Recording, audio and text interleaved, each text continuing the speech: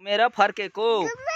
हामी घुम्न जाने छोरी मेरो काँधमा दौडे बसेर दौडेको ओ छोरी के चाउचाउ खाने भन्छन् चाउचाउ खानु हुँदैन भनेको उसलाई थाहा छ त्यहाँबाट उसले मलाई चाउचाउ खाने भनेर लिस उठाउँछुन् बाबा दादा खोइ दादा छोरी दादा खोइ छोरी हौ छोरी छोरी छोरी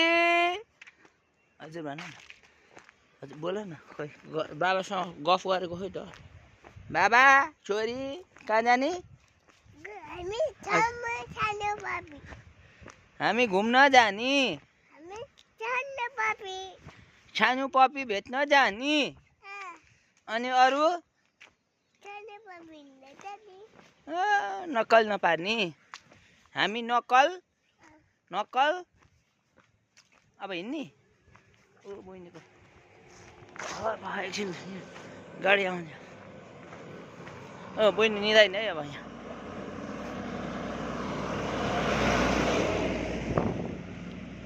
बहिनी निदाइन बहिनी सुतिन् नुनु गरिन् बहिनी सुतिन् ऊ बहिनीलाई खुट्टा दुखो बाबा र बहिनी हिँडेको बहिनीलाई अया भयो बहिनीको टी सर्ट कति राम्रो छ सानी बहिनी पिउ